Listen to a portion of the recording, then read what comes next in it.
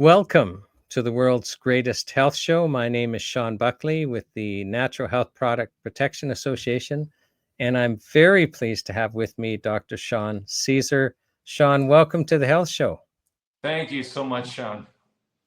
Now, you are a naturopathic doctor by training, and some of the people watching might have no idea what a naturopathic doctor is, or what type of training and that is required to become a naturopathic doctor. And so my first question is, can you explain for me the training that you had to go through, which is, typical of what all naturopathic doctors have to go through? My understanding is for most, they even have to have an undergraduate degree that's somewhat related to the medical field. Can you share about that? Yeah, so it's 7 years altogether training, including a Bachelor of Science underdegree, and then 4 full years of naturopathic training at an accredited college. And there's several throughout North America. There's 2 here in Canada, and there's several down in the States. The biggest thing is the introduction to science behind what we do, and we want to make sure we're scientifically based using our natural medicine. So we're much more familiar, patients are much more familiar on the West Coast, say BC, moving through, than they are moving this direction. Almost everybody goes to see a naturopathic doctor in BC. I have my dual license in BC and Manitoba both. And our focus is on using natural medicines rather than drugs. And more importantly, I think, is a holistic approach where we connect with patients and say, what do you really need and how can I take care of you specifically? It's the medical system tends to be pretty quick. 5 minutes, if you have one complaint, then you got to come back for your next one. And I can't tell you how frustrated patients are with this kind of approach. So naturopathic medicine we're trained for 3 years, first of all, Bachelor of Science, and then 4 years full-time, which is equivalent to a Harvard or Yale medical for their medical training. Our emphasis is on the natural medicines, which includes nutrition and dietary therapy. We also do IV nutrition, and we do advanced therapies like PRP, prolotherapy, acupuncture, Chinese medicine, hydrotherapy is part of that. So all these encompass anything that's natural. The naturopathic doctors are the best trained doctors that are out there for these particular ailments and conditions that we do treat. And I think that that's important for people to know, because I think there's a public perception, we've got medical doctors on this high pedestal, and that other, doctors like naturopathic doctors are, they're just not well trained, when the reality is you actually get more training. You have to take all the chemistry and biology and physiology, and you learn about the chemical drugs, because you can't be treating people that are on the chemical drugs without knowing about all their, you take all of that, but then you guys learn about things that the medical doctors don't, even, nutrition, for crying out loud. And now you personally, you took more than 7 years training, because after you were qualified as a naturopathic doctor, you decided to take further training so that you could focus on some other areas. Do you want to share that with us? Yeah, and that's why I love my profession so much and have been doing it for over 25 years and still have enthusiasm every single day. I've never looked at the clock once and said I can hardly wait for the end of the day, because I do get to choose what I use as my medicines for everybody that comes on in. And after graduation, I was very excited. I had a patient who came in with fibromyalgia, and she said to me, you know what, can I get some treatment? There's a book that I've been reading that I'm very interested in. I looked into it and I said, I think I can help you out. And since then, I've had a great interest in prolotherapy, PRP therapy, using PEMF machines and these kinds of things. And did training in the States, with some of the best that are for PRP and prolotherapy and that kind of thing. And then further Do you want training. to just explain to those that aren't familiar with those terms what Sure. you're referring to?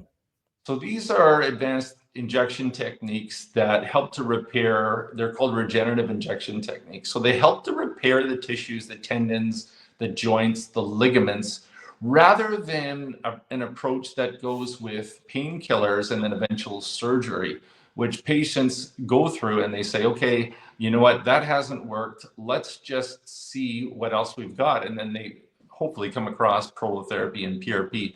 So these regenerative injection techniques actually use platelets, the patient's own, and also dextrose as the means to repairing.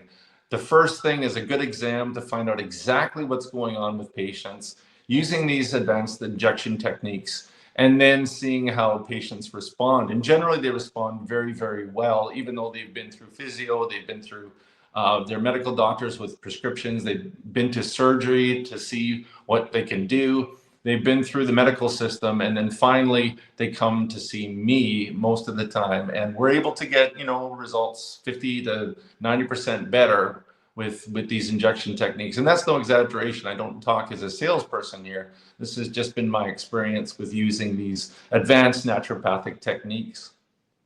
Am I correct? So we've got this, I'll call it a mainstream medical system, although, ironically, naturopathic medicine and other traditions were around long before that. But the government pays for it. And, most of us were raised in an environment where when we think of healthcare, we just automatically think of the medical doctors. And, many of us will access that first. Am I correct that most of your patients, or let me ask, what percentage of your patients before they come to you have actually tried to solve their problem with the mainstream medical system first? It's virtually 100% when they come first. Now, following that, they usually stick with me. If they have a complaint or a disorder, once they know, they become familiar with me. I try to treat everybody as family. So if someone comes in, it's like a sister or brother, mother, father, or my kids. And the general status in the medical side is not as caring or as proficient to say, okay, what can I help you with? It might be a neck issue, but the problem might be that it's related to their sleep, for instance. So the holistic picture is a big deal. And so as far as, having to pay, patients do have to pay out of pocket, but they wouldn't come back if they weren't happy. Who comes back and pays money when they can go and have it done for free elsewhere? And it was an important question, and I hope that the viewers appreciate. This health show isn't about trying to disparage in any way the mainstream medical system. I get in a car accident, I want to go to the emergency ward and get patched up, and one of my children was born very, very premature and was in a special care nursery for about 6 weeks. I mean, thank goodness that we have those skills in the mainstream medical system. I will be forever grateful. But this health show is about saying, that's not the whole story, because it's not the whole story. And if we want good health outcomes, we have to look at what all of our options are. And Sean, when I asked you the question, what percentage of your patients went through the mainstream medical system first, and you tell me, well, basically 100%, that means that system didn't work for your patients. Because if it worked, they wouldn't be coming to you saying, look at me, I'm suffering, and I am now going to pay for your services because the government won't, because those that were paid for me. So you basically have a practice of people that need something other than the mainstream system. And again, not there to disparage the mainstream system at all, but to make the point that there are people out there that's not working and they need other treatments. Is that fair to say that's your experience? Absolutely, yeah. So it's, the well-roundedness of the system is to work integrated, work together. And I wish that we could. I wish that I could send notes to medical doctors and say, hey, listen, let's work on the dosage of this drug. For instance, in BC, we have prescribing rights, so I could prescribe virtually any drug that I wanted to, gabapentin, you name it. across the board. Here in Manitoba, we can, but I would love to be able to talk to doctors on an even level to say, hey, you know, let's manage this patient together. And there's a small percentage that is, I'd say perhaps maybe 5% that are open enough.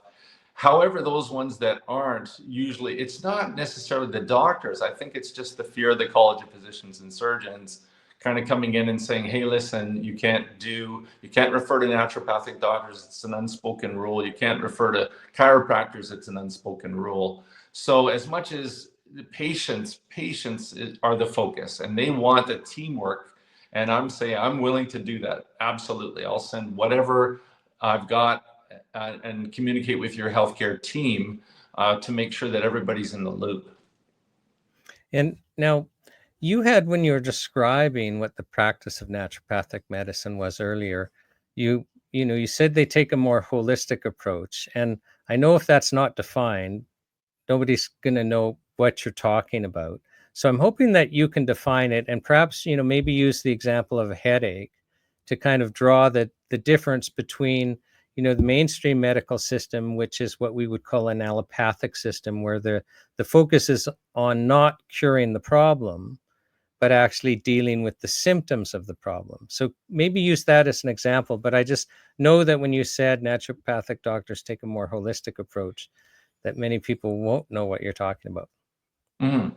So that's a great question. And a holistic approach takes in order the physical, the spiritual, the mental, the emotional, everything that goes with the patient's disorder. So it's not just the headache. And patients tell me that usually it's a prescription and they head out, and that's the medical side.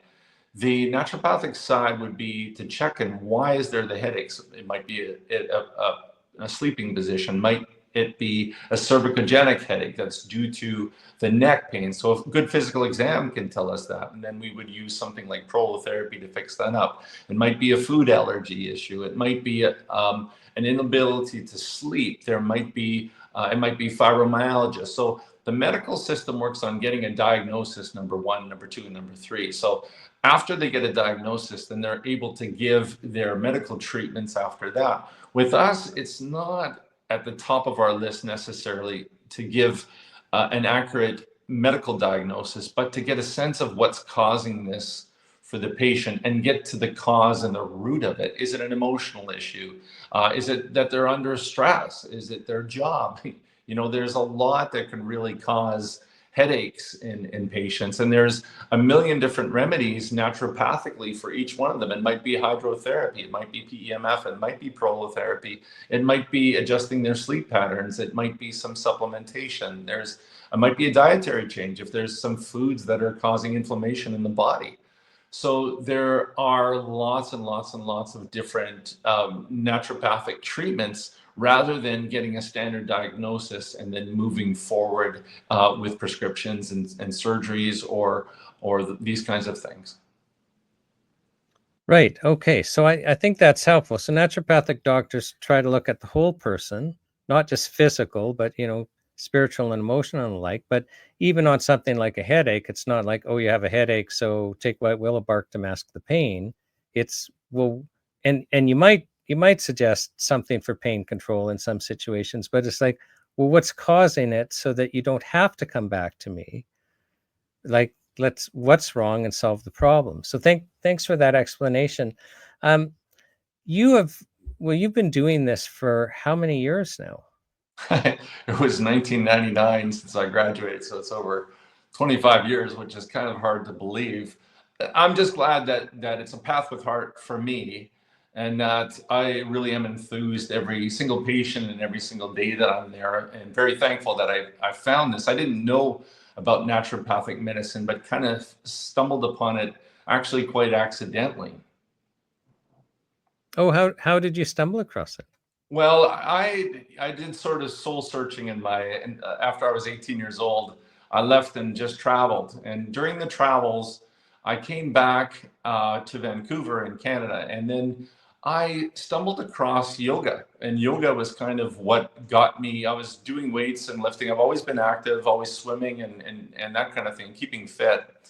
I had no necessary notion of eating well or anything like that, but starting in a men's workout magazine was a yoga article, and I started to do yoga, and I thought, wow, this is fantastic. And then there was the Ayurveda, which is the partnership of yoga and eating together. It's an ancient medicine that's the most ancient of all, even beyond Chinese medicines, 5,000 years old, that treated ailments using diet as well as body types and herbal medicine and teas. And I thought, this is interesting. And this is, this goes back. So I was driving a truck and I thought, I don't want to be driving a truck for the rest of my life. Let's start a career that's like yoga. So massage therapy and physio was all I knew. And when I went to school, I didn't get in after the first year, after the interview. And I said to the counselor at University of Winnipeg, I said, what should I take? I want to go into physio next year. And she said to me, you shouldn't do physiotherapy. She knew me for about 5 minutes. I said, really? She goes, you should do naturopathic medicine. I said, I've never heard that. What is that? And back in those days, you couldn't go on the internet and find what you wanted to. You actually had to mail away to get information. So she said, these are a couple sources.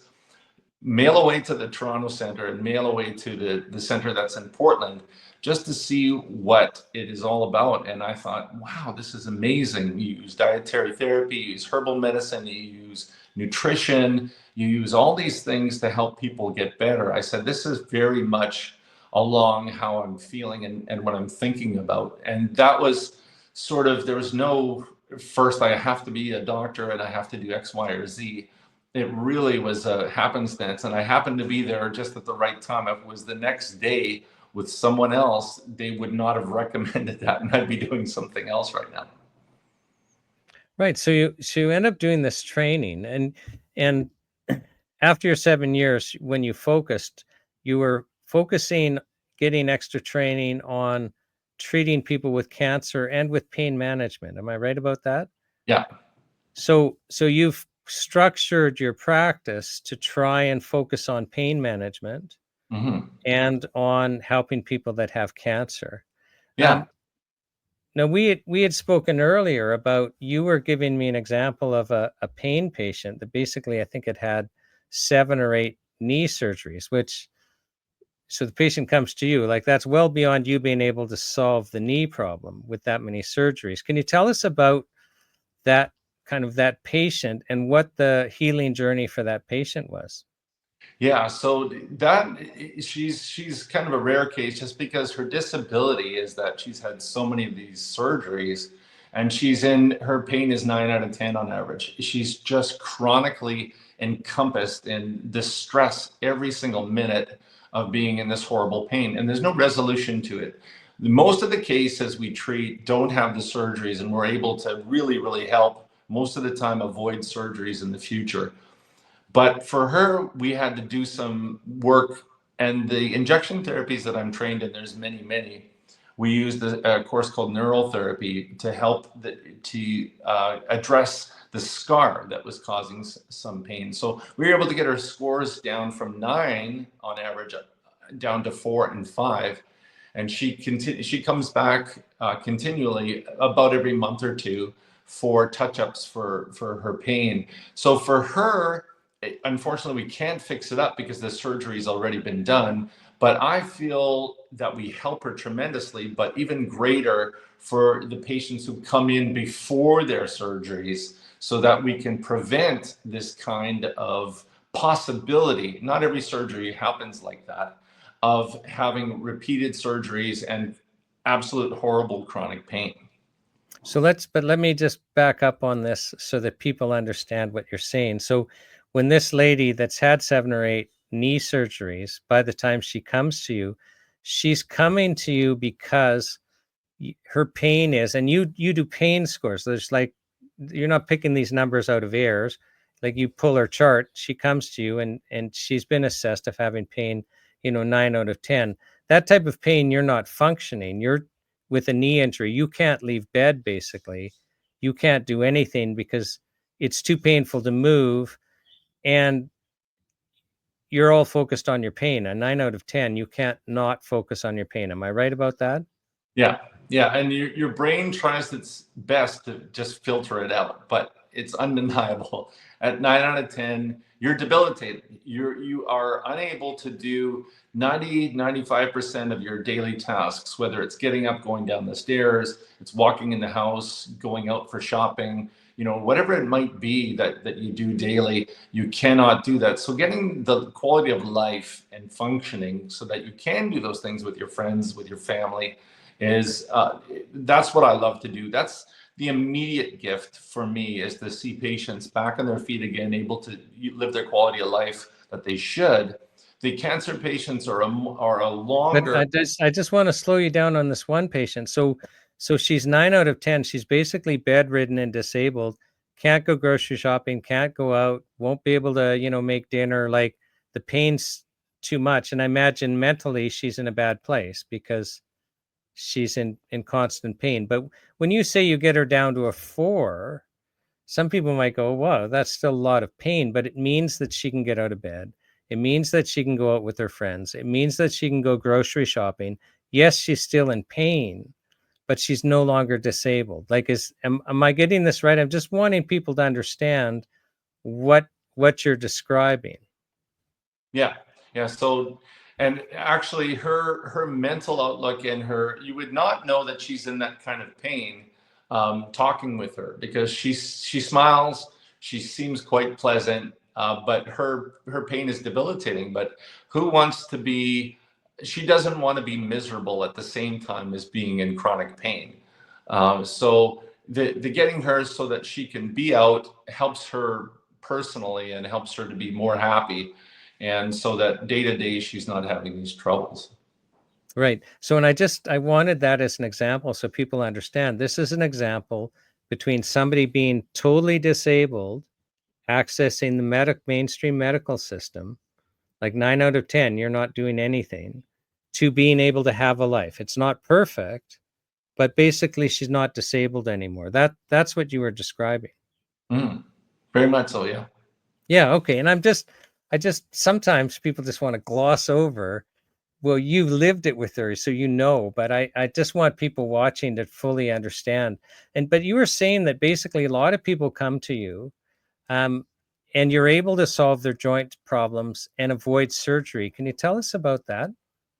Yeah, so the joints and the ligaments and the tendons do have the ability to fix up and to heal. This is not what they hear from the medical side. So when they decide, say, some will come in their 60s or 70s and they have a surgery that's coming up, and they say, hey, my surgery is in 2 years and I don't want to be in this kind of pain. So the first is to find out exactly why they have pain. And if it's a physical pain, we'll find out precisely where that might be, whether it's knee or shoulder or back, or it can be anything. It can be fingers, ankles, you name it. We want to know exactly, and treat those areas exactly, which hasn't been done medically. So I had a patient in the other day, it's early 70s. He said, I'm on the hip surgery. And I said, oh, really? Okay, hip surgery. And then I went to do my exam and I said, this is not your hip.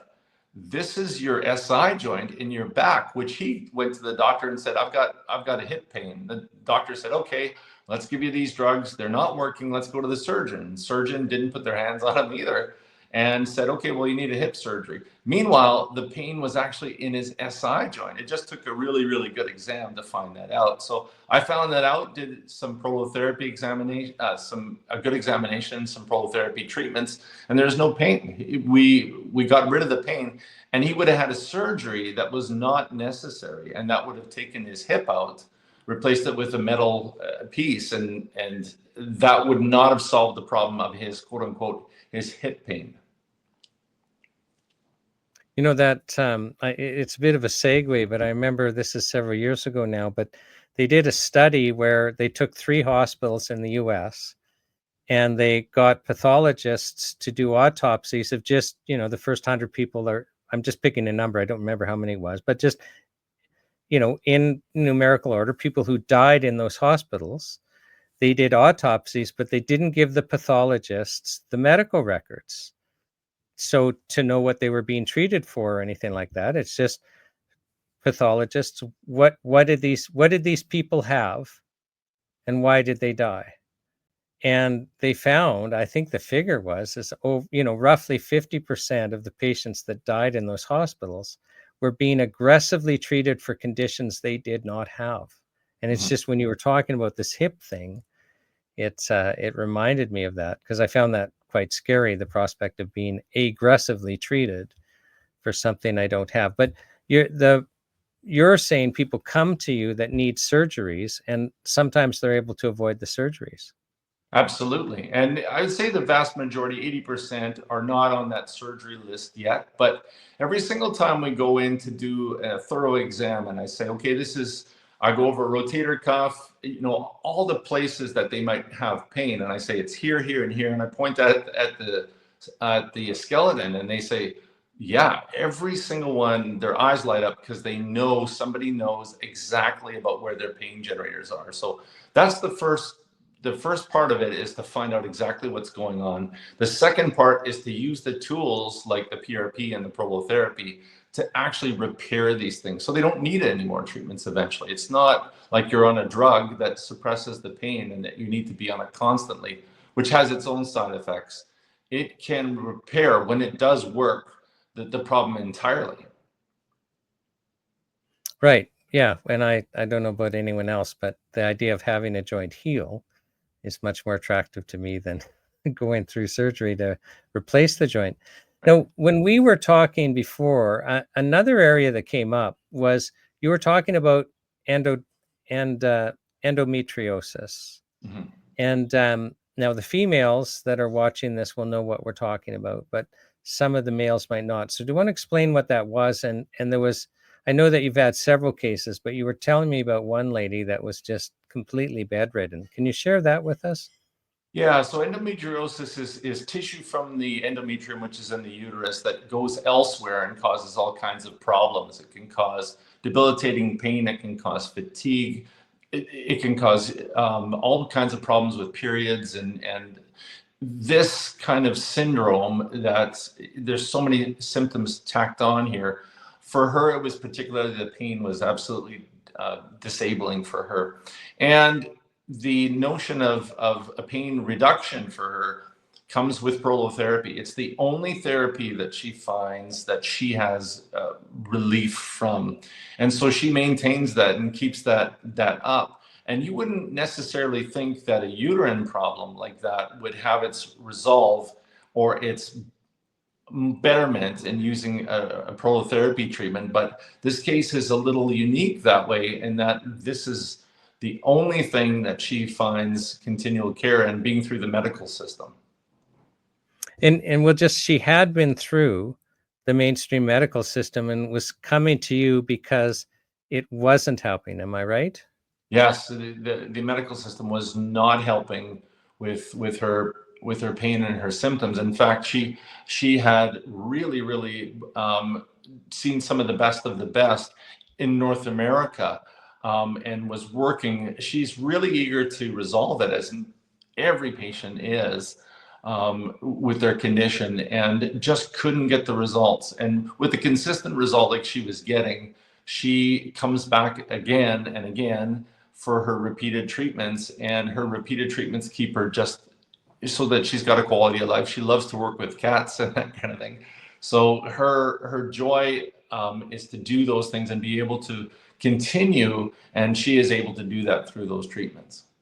And and again, it's just, sometimes you gloss over things. She was in so much pain, correct me if I'm wrong, that she was completely bedridden. Like, we're talking, she was, basically totally stopped with this pain. The pain was at a level, I believe, when she first came in, was 8 out of 10, 9 out of 10 to start off with, and very quickly came down with the treatments. And so she was able to be given not only the pain reduction, but also that not every day would be like the last days, which are just ridden with this awfulness, where it's like a big anchor. So as much as she was disabled, I hardly look back at that anymore. And you had said, I tend to gloss over that. I tend to gloss over that because I like to make patients forget, and I like to make them forget about what life used to be like. And so I'm the same. When they come in, I refresh it every day and say, how are you today? And every treatment is different. I haven't given her or any of my patients the same treatment twice. It's always according to what's going on that very, very day. Right. But I just, want to emphasize for people watching, you sharing with us that this is a person, it literally was the difference between being in agony every day, being bedridden because of so much pain, that she got a life back. Mm. And the mainstream medical system didn't have an answer for her, but she tried something else. And Sean, it's just one thing I'm learning with this health show is there's a lot of people out there that they get in pain, they have a medical crisis. It seems to be they're stuck and they start getting hopeless, but just keep looking. Mm. Right? Just keep looking. Now, I want to switch to cancer because it's another area that you focus on, and I appreciate this is kind of like it's a forbidden area. So for people that are out there watching, like I've been a lawyer for 31 years, and for all of that period of time, I've run interference between people like Dr. Caesar and manufacturers of natural health products when Health Canada is attacking them, whether in court, but usually it's out of court, it's pre-court. Um, and the number one problem for Health Canada is people sharing truthful health information. And there's some areas where Health Canada, like they're red zones, and one of them's cancer. You cannot share truthful health information about treating cancer. So that's like I feel like I'm almost doing something wrong in us, wanting to talk about cancer, but let's do it. So I had asked you earlier today, what was the most impactful patient in your career? And somebody came to mind who was a cancer patient. Can you share with us that was the lady that had stage 4 breast cancer? Yeah, so I mean, the medical system had not produced the results that she had hoped for, and the oncologist never ever will promise anything. They always paint the bleakest picture possible, so that patients, if they say, "Well, you promised me X, Y, or Z," and it doesn't work, they can't come back. So patients don't particularly love their visits with their oncologist because it tends to be very flatline. And so when she came to me, she was already done therapy. They said there's nothing more that they can do for me. And I want to go on. I mean, who wants to just lay down and die? And they said, set things in order. So she had a prognosis of about 3 months or so. And this is stage 4. So just to clarify for patients, I mean, for watchers, that stage 4 cancer means that it's moved to another distant organ, 1 or 2 or 3 or 4, and that it's not curable any longer. In the medical eyes, there's no cure for this. So she came to me and said, you know what, I want to do some naturopathic therapies for my cancer. And I said, yes, okay, let's start that, because that's what I love, I enjoy, and I focus in on, and I know very, very well. So we began our therapies, the IV therapies, the hyperthermia that we use from Germany, the mistletoe therapies, these kinds of therapies that we do use that we cannot promote. We can't say we use any of these for our cancer treatments because that goes into the forbidden zone, like you had talked about before. But the notion is that patients know about it and they try to find us, but it's not out there because we cannot say anything like that. So she came in, we did our treatments, and it ended up being successful for her. And she ended up with a no evidence of disease, which just means on a repeat CT scans, which are done everywhere between 3 months to 6 months, that there's no active tumors anymore. They're gone. For breast And cancer, and can I put this in context? When she came to you, she had already been through the mainstream medical system. She had had chemo, and the tumors were actually growing despite the chemotherapy. Am I correct about that? yeah, so her repeat scans would say, okay, these are growing, the medicine's not working, we can't continue on this therapy. So she had got to that place where there was no further care that was available for her. So And, the and next step, yeah. so the message to her from the mainstream medical system was, you have 3 months to live as a maximum. So the outside, you're going to be dead within 3 months. So get your affairs in order. There is nothing that we can do. Did I got that right? Mm-hmm. Mm-hmm. And And that's all now you're not allowed to tell the world that at that point there is some things you can do, but she makes her way to you and the tumors go away. yeah, yes. And she remains in remission, very healthy. The nice thing about the treatments too is that the health of the patient doesn't decline like it can on chemotherapy. Chemotherapy is a good drug for reducing tumor size fast, but it also has its side effects that are really, really troublesome. Not only fatigue, but later on it can cause cancer to become stronger. So it's a problem that isn't explained to them with talking about chemotherapy specifically. So during her treatments, she was able to stay healthy, to stay strong. And I really realized the difference that we had made when she said, thank you, Dr. Caesar. I said, what? And she said, I was able to witness the birth of my granddaughter. And this was just the other day. And I thought, really, that is such a big reason why I love to do what I do, is to be able to give these great gifts that can be so big for some patients that make them live longer to experience what they hope to experience.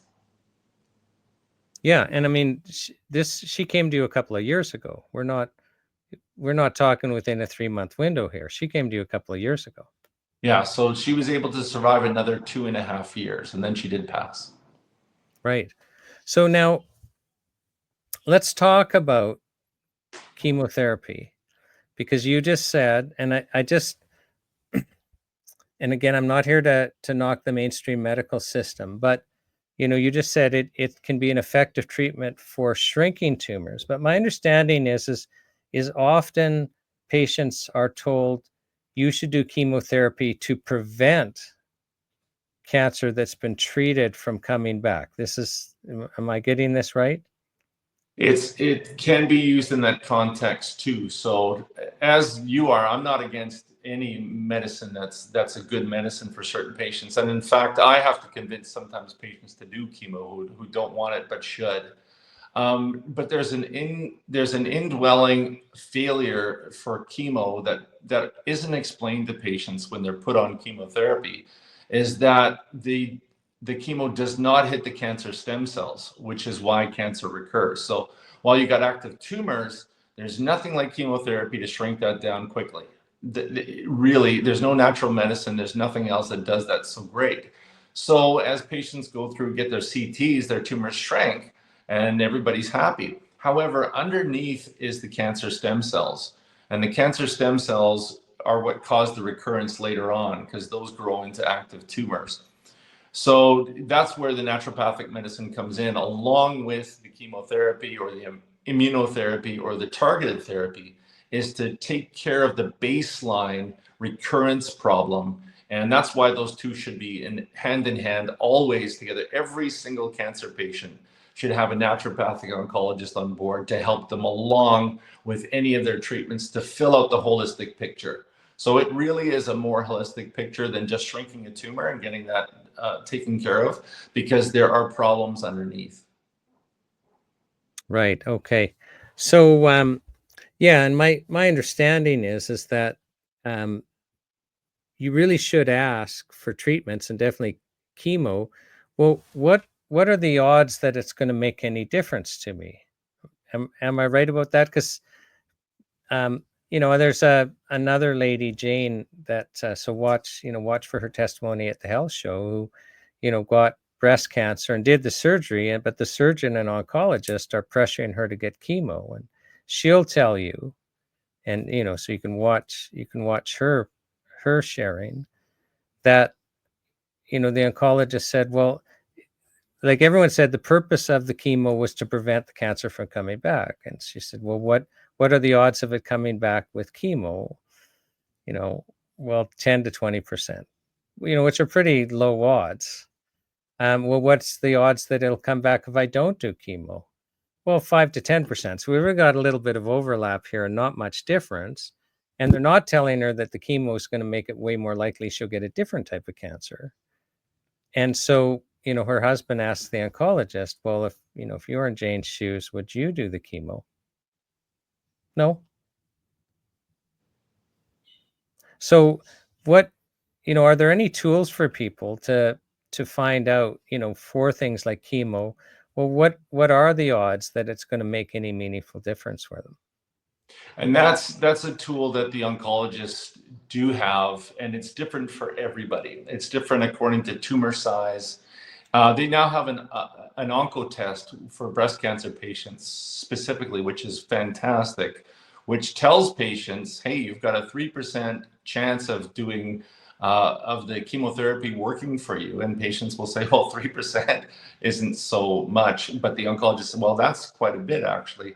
I just had this conversation this last week. So the new tests at least will tell us, whereas 10 years ago, we would have just put everybody, the oncologist would have through chemotherapy. Chemotherapy has its place. Like I said, it has a great tumor shrinking capability, but it doesn't do so well in a typical case, for instance, breast cancer. We'll go there again, is when patients have a mastectomy, there's no active cancer, but they have to follow up with chemotherapy almost invariably. And the studies do show some benefit there, but the studies don't go into how much of this can be taken care of otherwise. It's just the chemotherapy because that's their tool. Right, because the studies don't have a control group that didn't do chemo to say, oh, well, but the cancer came back at this rate without chemo. Right. So And what are they even measuring then? well, Like, the thing is that would be considered a study that's unethical because they say no, I'm going to disagree with you there, because if you don't study, like they tell us that the double blind clinical trial is the gold standard. So if you're not doing a double blind clinical trial, which would mean that you're running a trial where some people are getting chemo and some people are getting a placebo, but they think they're getting chemo and nobody knows who, patients and researchers alike, that's really the only way to determine whether an intervention works. So I'm going to challenge that it would be unethical to do our gold standard on a treatment that we've basically encourage strongly everyone who has breast cancer to do. that's completely correct in our eyes. However, in the scientific world and the researchers, they cannot do those studies. They are not allowed to do a study where a cancer patient is not treated. What they do is they have to go by standard of care and say, what is the control group? The control group, for those who don't know, is you're comparing one versus the other. And normal, if it's something that's not like cancer, you can do a placebo. So that's just giving a pill. And then maybe you give a pain pill to the other group and saying the pain pill worked because it compared to the placebo and was better. With the cancer care, they cannot not do treatment in these studies. It just doesn't happen. So now what they do is they do chemotherapy and they add a new drug onto the study group on this side. Yeah, so this is interesting. So you've been told this is for ethical purposes, so what it means though is then that we will deliberately never have evidence. It could be that people that don't take chemo have way better health outcomes, but we can't find out because we tell ourselves it's unethical to do the study. And yet in other circumstances, they say, well, you can only rely on double-blind clinical trial evidence that anything else won't do, that you cannot know. So it's just interesting, Sean. And I know that's not why we're supposed to be here, but I just found that interesting. So just to switch gears to something else, is you had already shared that the people that come to you, they've already been through the medical system. It's basically not working for them. We could, and so they're looking for other answers. They're having to pay. And you've described some people, like, that one cancer patient. I mean, she was sent home to die within 3 months. She lived for 2.5 years. She had real quality of life. She was able to see granddaughter born. You've had people in pain that basically they got their lives back where they were disabled. Would I be going overstating to say that, being able to access naturopathic doctors and the treatments they use literally is an issue of life and death? It can be for some, absolutely. And I don't mind taking on that importance. And some patients will come in, and their daughters bring them in. And then when the cancer patient leaves the room, the daughter will say to me, "Geez, how come you don't get depressed over this? How could you treat cancer every day?" And as it turns out, I absolutely love treating my cancer patients. There's just a special quality to them that doesn't take the small stuff. It doesn't sweat the small stuff. And so every moment, every day is really, really an amazing one. So in that realm, choosing this life and death scenario for being responsible for a lot of their decisions. So the biggest part is the decision making process along the way. And we've worked with, well over 50,000 cancer patients with all different kinds of cancers, from rare to the more common: breast, prostate, lung, you name it, colorectal. And having that responsibility of life or death scenarios where we make the best choices. And that can include the oncology side. Absolutely. Sometimes I have to encourage patients to do that. So is it a life or death? Absolutely. And so sometimes your ability to be there for patients when they really need you in a life or death scenario, and I emphasize this, I say, sometimes I'll spend 15 minutes with you or half an hour with you. I'll be a little late. I don't like to be it, but that's because it's critical right now. We have to take care of this. It's life or death. Would it also be fair to say, and that, there's cases where it's not life to death, but, really you experience in your practice where people are really suffering and really don't have quality of life, and they get quality of life back, and in many cases, are become totally free from suffering? Yes, I mean, that can happen. And of course, not every case does. We have failures as well as success. And so there's no guarantees. And if anyone gives you a guarantee, you want to kind of run the opposite direction. But the patients who do get success with these is a fairly high number in my experience with pain and with cancer. So these ones, hopefully, I understand what their goal is, and I can meet them and say, okay, let's try to achieve that. And we'll understand. I want patients to understand every step along the way exactly what they're doing. And the third thing is am I right that the practice of naturopathic medicine, actually a large focus is on preventing problems in the first place, catching things early, and basically taking steps to help the patient avoid being in trouble in the first place? Yeah, and that's a big part of naturopathic medicine. And I'll give you because my experience day to day is with cancer. I'll give you an example. I'll have a patient come in and say, we've got stage 4 breast cancer, and she says it was diagnosed 10 years ago. They did their treatments, and then after the treatments, they said, okay, you know what, just come back to us if there's any trouble, maybe a yearly mammogram. And she said, then it recurred, it came back, and they dismissed the symptoms. And then finally it was diagnosed that it was stage 4.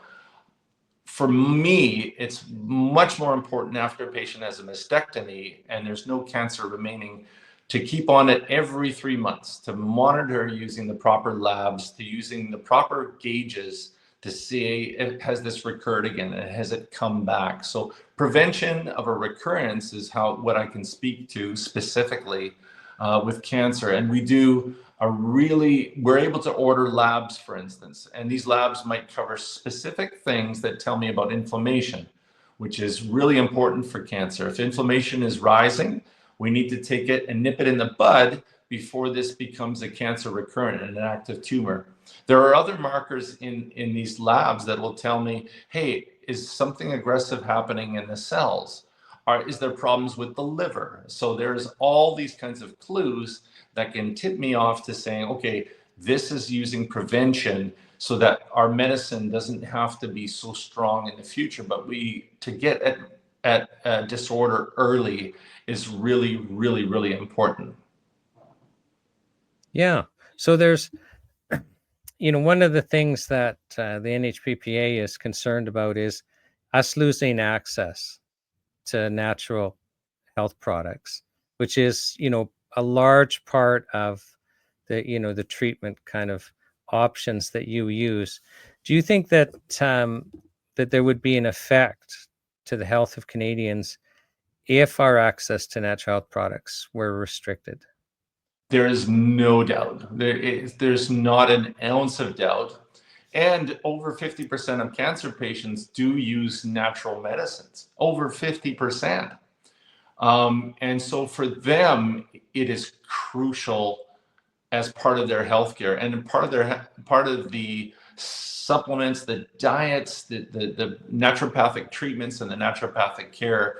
It's not something that can be pushed aside and said, well, this doesn't matter to the health of individuals, because what we would see is a crashing down of our healthcare system if we feel it's broken now, which it has completely shattered it from just my patient experience. Like I said, there's a place when you have an emergency, you don't come to a naturopathic doctor.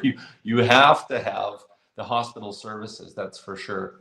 But in order to keep health on this side of emergency, you need the natural medicines. You need the proper practitioners like naturopathic doctors to help in the system to make sure that it doesn't get to be an even worse system. And Dr. Caesar, the reason I asked that question is Health Canada announced what was called a self-care framework back in 2018. They toured Canada and explained what they're going to do, and they've been phasing that in. But one part they haven't phased in yet is a new set of regulations that they promised. And we have their slides up that we took pictures of, and they said we are not going to license products that are not self-care. And self-care has two requirements. And that is, first of all, that it's a self-limiting condition, so that within 60 days it would limit. And the second part is it can't be for a condition for which you would seek the advice of a healthcare practitioner licensed by province. And if we couldn't license under the this would replace the NHP regulations. The only other licensing option is this new drug approval process that no natural health product can ever get through. So we'd in fact lose those products that you use to treat patients. And if that's allowed to happen, what would the health consequences be? So basically you'd be out of work because the remedies you use would be gone. Would there be health consequences if naturopathic doctors were basically forced to stop practicing in Canada?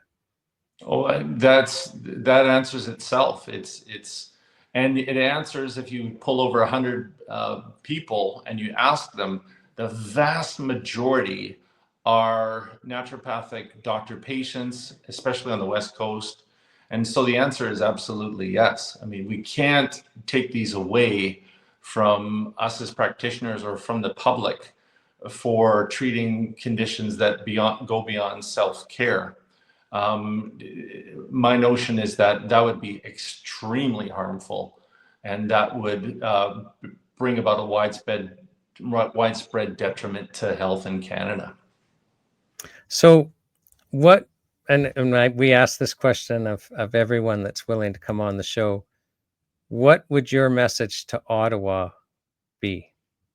Is that the natural products need to have access to everybody, and everybody needs to access these. The healthcare practitioners do. And as well, there should be another health regulating body.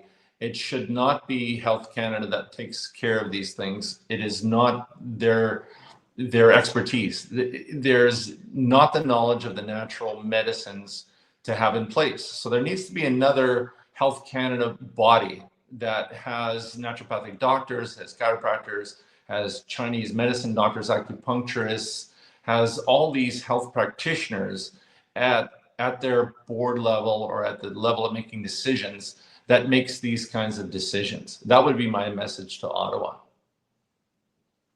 Thank you, Dr. Caesar. So, on behalf of the world's greatest health show, I thank you very much for attending. It's helpful for Canadians to actually understand that there are naturopathic doctors, what the naturopathic doctors do, and you sharing your experiences have been very helpful, and I thank you for that.